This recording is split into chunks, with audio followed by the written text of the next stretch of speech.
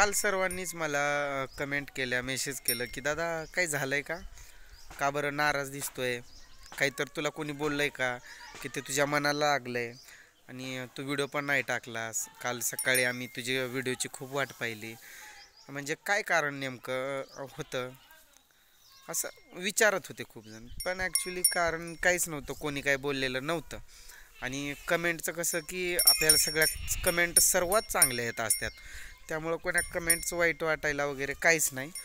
फक्त झालं असं की काल माझ्या मुलाचा वाढदिवस होता ना, आर्यनचं. तर त्यामुळं जर असं मला ते चांगलं वाटत नव्हतं की बाबा तो नाही माझ्याजवळ किंवा मी नाही त्याच्याजवळ.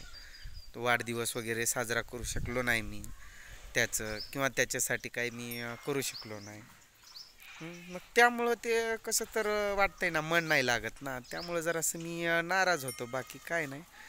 आणि व्हिडिओ वगैरे बनवायचा मग त्यामुळं माझा मूडच नव्हता. त्यामुळे काय मी व्हिडिओ वगैरे नाहीच बनवला कोणत्याच विषयावरती.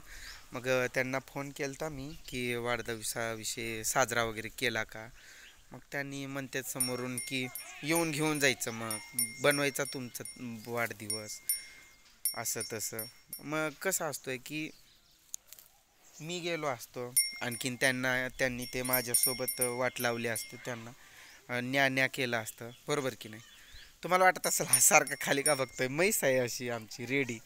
ती रेडीला मी पाणी वगैरे ठेवला आणि इथंच व्हिडिओ बनवत उभा राहिलो ना मी. मग ती खाली मला अशी खेळते, जवळजवळ येते, त्यामुळे खाली बघतोय मी.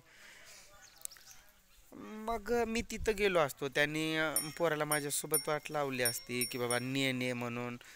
काय तर उगच साथ आली आणि हे झालंय ना, असं तसं म्हणून ते मोकळं आहे बघतात. त्यांना कोणत्या जबाबदारीमध्ये अडकायचं नाही. मग आपण का अडकायचं? आपण कशामुळं आपल्याला त्रास करून घ्यायचं? हा विचार करून मी नाहीच गेलो. मग त्यामुळं मला जरासं वाटत होतं की बाबा माझ्या पोराचा वाढदिवस असून मी जवळ नाही असं. आणि मला त्याच्यासाठी काय करायचं होतं ते मी नाही करू शकलो असं. आता त्यांनी केलं नाही केलं देव जाणे, काय काय केलं आणि काय नाही केलं ते. त्यांनी केक वगैरे जरी आणून कट केला असेल तरी पण ठीक आहे, जाऊ द्या, तेवढं काय काय का करेना. पण करावं तरी. आता मला पण एवढं कन्फर्म माहीत नाही की त्यांनी काय काय केलं. मी पण त्याच्यासाठी एखादी पोस्ट वगैरे टाकली नाही, दरवर्षी टाकत असते मी, पण काही वर्षी टाकली नाही की बाबा हॅपी बर्थडे वगैरे अशी काहीच. त्याचा एक फोटो होता, त्याचा एक स्टेटस ठेवला होता मी ऑनली व्हॉट्सअपला. बाकी इन्स्टाला वगैरे पण नाही कुठेच. तिथंच माझा फक्त एक फोटो ठेवलेला होता स्टेटस म्हणून की हॅपी बर्थडे आर्यनसाठी. आर्यन माहीत आहे ना तुम्हाला, 2 नंबरचा मुलगा, तो बोलका, त्याचा होता ना वाढदिवस. मग त्यामुळं जरासं मी नाराज होतो. आणि मला खूप जणांना असं वाटलं की कोणीतरी कमेंट वाईट केल्या, त्या कमेंट माझ्या मनाला लागल्या आणि त्यामुळं मी नाराज आहे, किंवा ते मला लागलं गेलं, किंवा त्यामुळंच मी व्हिडिओ बनवला नाही, असं काहीच नाही. मी फक्त त्यासाठीच व्हिडिओ बनवला नव्हता.